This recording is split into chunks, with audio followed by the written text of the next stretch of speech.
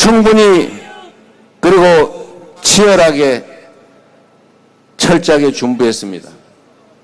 성남시를 똑같은 조건에서 전혀 다른 도시로 바꾼 것처럼 경기도를 똑같은 공무원, 똑같은 조건에서 전국에서 가장 인정받는 경기도로 만든 것처럼 맨날 편갈라 싸우고 당원 의사와 관계없이 계파 정치에 찢어지고 갈라지고 보수 언론의 놀림감이 되던 그 민주당, 이제는 당원이 중심이 돼서 국민을 중심에 둔 진정한 민주정당으로, 수권정당으로 총선에서 압승한 이기는 정당으로 다시 만든 것처럼 대한민국도 확실하게 새로운 나라로 만들어내겠습니다.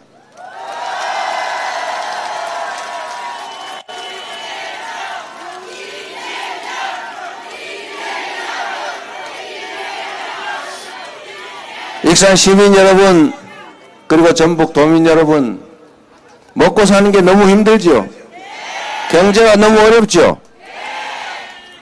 대한민국이 사실 산업화와 민주화를 동시에 이룬 전 세계 유일의 국가인데 그 역시도 우리 국민들의 위대한 저력이 발휘된 것이라고 믿습니다. 그런데 우리가 한때 자원도 부족하고 인력도 부족하고 교육과 기술 수준도 낮을 때 가진 자원이 부족해서 성장 전략으로 소위 몰빵 전략을 했습니다. 특정 지역 수도권에 특정 기업 재벌에게 모든 자원을 몰아줬죠. 그러다 보니 성장은 했는데 불균형 성장 정책의 결과로 집중 현상이 발생한 것입니다. 한때는 그게 매우 유용했죠. 그러나 이제는 서울의 아파트 한 평값이 3억 원을 할 만큼 이 집중에 따른 폐해가 너무 큽니다. 지방은 소멸해가고 수도권은 과밀해서 미어 터지고 있습니다. 지금 상태로 수도권 집중이 계속되면 이 나라는 지속적으로 성장 발전하는 게 불가능해집니다. 이제 다시 우리의 역량도 자원도 기술도 국민의 의식 수준도 높아졌으니 이제 다시 원칙대로 균형 발전 전략을 취해야 됩니다. 이거는 지방에 대한 배려가 아니라 국가가 대한민국이 지속적으로 살아가기 위한 필수 전략이다. 이해하시겠습니까, 여러분? 당연히 이해하고 있겠죠. 안에서 열받고 있겠죠. 제가 전북을 올 때마다 그 얘기를 듣습니다. 사실 서울에서 저 광주, 전남 가려면 이거 지나가야 되잖아요. 돌아갈 수는 없잖아요. 그래서 먼저 그 전북을 들렀다가 광주를 가자. 그러면은 가는 길에 들렀냐 이렇게 얘기합니다. 그래서 이번에 바꿨어요. 그러면은 광주 갔다가 따로 전북은 가자. 돌아가는 길에 들렀냐. 그래서 제가 이렇게도 해봤어요. 그럼 며칠간의 간극을 두자. 전북 갈 때 하고 전남 광주 갈 때 하고. 그랬더니 역시 똑같은 얘기를 해요. 저는 그 마음을 이해합니다. 소외감이죠. 지금 결국 전북은 다른 지역들이 전부 대구, 경북 통합이니 부울경 메가시티니 충청권 메가시티 이렇게 얘기하지만 전북은 우리는 호남에 묶이기 싫어. 이래서 결국 전북 특별자치도로 분리해 가고 있습니다. 슬픈 일이죠. 저는 그 이유를 이렇게 대개 세 가지 정도로 생각합니다. 말씀드린 것처럼 대한민국은 수도권 집중 전략 때문에 지방을 소외시켰죠. 이건 사실은 성장 전략의 일부였습니다. 불가피할 때가 있었죠. 그러나 그 결과는 이렇게 참담하게 지방 소멸이라는 것으로 나타나고 있습니다. 그래서 지방은 다른 지역과 똑같이 다 수도권에 비해서 상대적으로 소외되고 차별받게 됐죠. 그런데 여기에 또 하나 있지 않습니까? 이 참으로 못된 일이었는데 제가 경북 안동 출신 아닙니까? 경북 안동 출신인데 제가 지금도 경북 가면은 저 뒤쪽에서 수근수근해요. 그래서 제가 그런 말도 했지 않습니까? 왜 우리가 남이 가에 나는 우리에 안 넣어주냐? 나도 거기서 태어나고 먹고 자랐는데 그래도 역시 마음이 그렇지 못한가 봐요. 저는 그게 그분들의 잘못이라고 생각하지 않습니다. 군사정권이 분할 지배 전략을 한 것 아닙니까? 이 독재자들의 지배 방식의 가장 핵심이 분할 지배예요. 이 국민들을 반으로 쪼개고 또는 3분의 1을 떼내가 쪼갠 다음에 한쪽만 집중 지원하고 한쪽은 소외를 시켜서 싸움을 시키는 거예요. 그리고 힘센 쪽만 자기 편만 잔뜩 지원하죠. 그래서 지금 산업 기반들이 사실은 동쪽으로 다 몰린 거 아닙니까? 서쪽에는 농사나 짓고. 어쨌든 그렇게 해서 이 호남 지방이 소외됐던 것도 사실이죠. 최근에 와서 일부러 그러는 경우는 없어지긴 했지만 이미 그게 너무 크게 고착화된 겁니다. 그런데 거기다가 그 이중의 소외에다가 전북이 또 호남에 뭘 지원한다 그러면 꼭 광주 전남에만 한대. 그런 생각을 갖는 거 아닙니까? 아니 사실인지는 제가 잘 모르겠어요. 사실은 전남 광주도 가면 광주에다 주로 하지 전남에다 하지 않아요. 근데 하필이면 광주가 전남 안에 들어있어요. 그런 차이죠. 어쨌든 전북이 이렇게 삼중의 소외감을 느끼고 있는 것은 저도 압니다. 그리고 안타깝게 생각하죠. 집안에 형제가 싸움이 잦은 것은 너무 많이 가져서 싸우기도 하지만 없어서 싸우는 경우가 더 많습니다. 얼마나 그걸 들여다보고 있는 부모의 마음이 쓰리겠습니까? 똑같지요. 대한민국 다 똑같은 국민들이고 똑같은 지역인데 특정 지역이 나는 버림받았어. 나는 배려받지 못해. 나는 왜 이렇게 못 살아? 라고 생각하게 하는 것 자체가 사실은 국가정책에 심각한 문제가 있는 것입니다. 이제는 바꿔야 됩니다. 말씀드린 것처럼 구체적인 방법들은 여러 가지로 제시되겠지만 이제는 큰 방향을 바꿀 때다.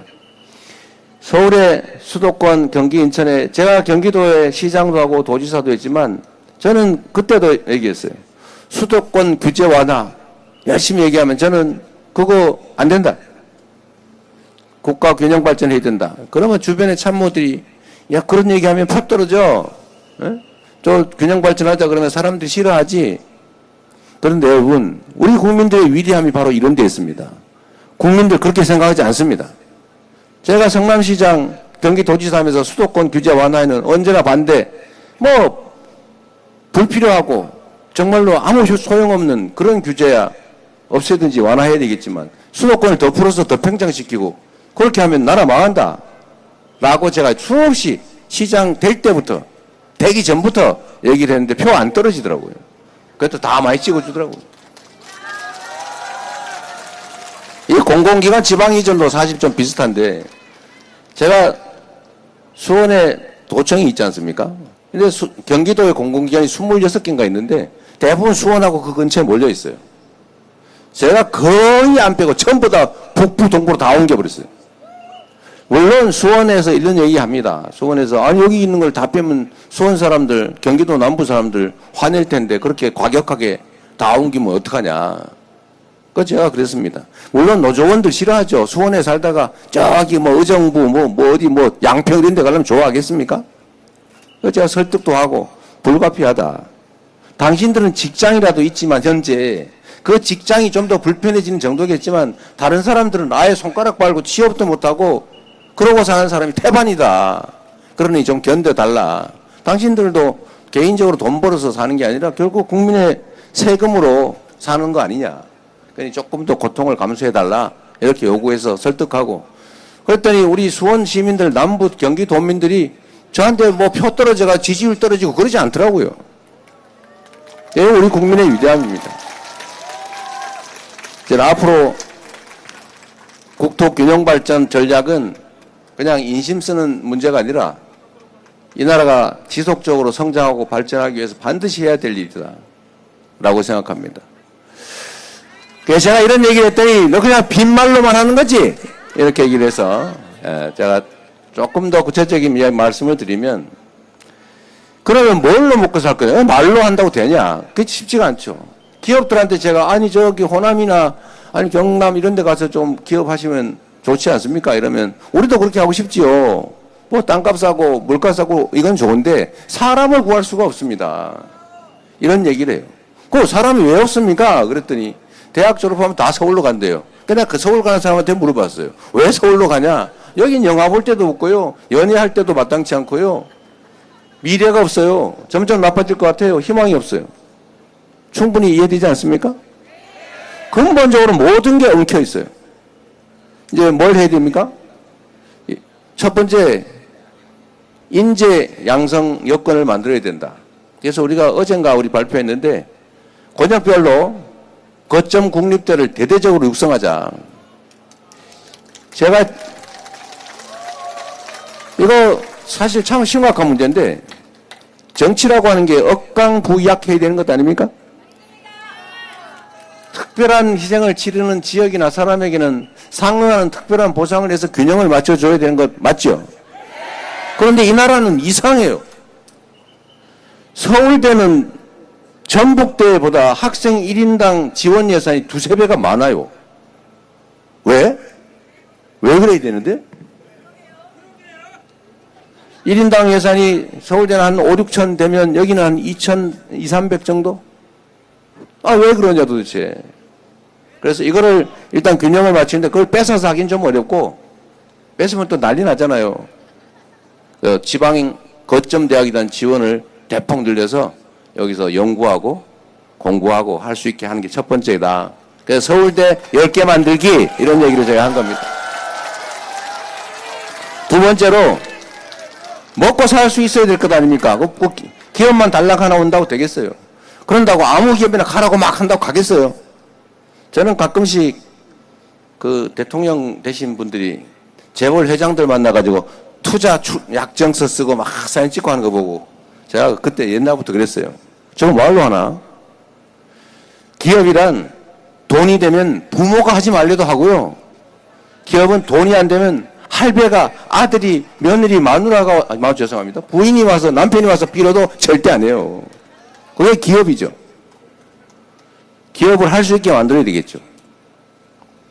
그래서 그 지역의 특성에 맞는 기업들이 활동할 수 있는 여건을 만들자.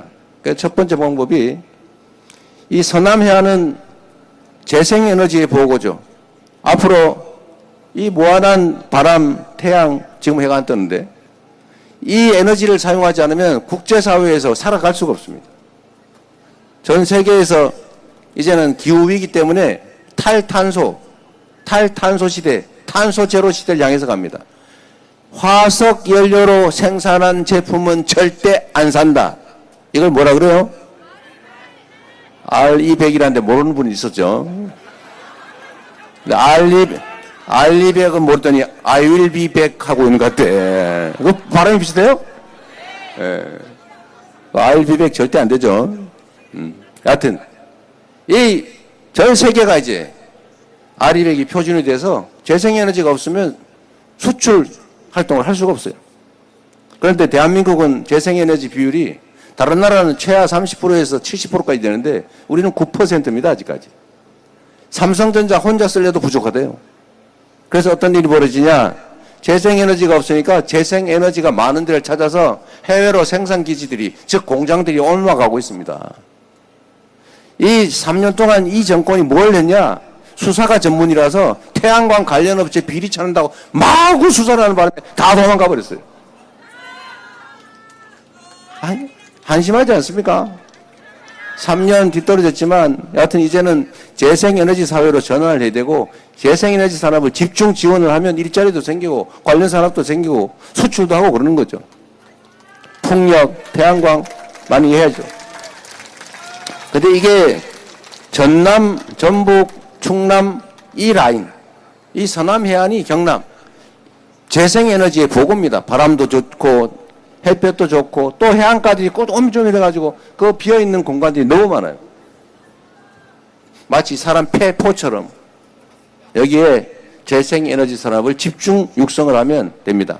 그리고 재생에너지를 생산해가지고 내가 에너지 고속도로라고 표현을 했더니 즉 아무 데서나 재생에너지를 생산해서 팔 수 있게 도로를 조밀하게 송배전마을 촘촘하게 깔아줘야 된다는 의미로 고속도로라 그랬더니 그럼 다 서울로 보내는 고속도로 말하는 거야? 이런 오해를 하시는데 그건 아닙니다. 표현이 그렇다는 거죠. 생산지 가격과 수요지 원거리 수요지의 상품 가격이 같아요? 달라요? 어떤 게 정상입니까?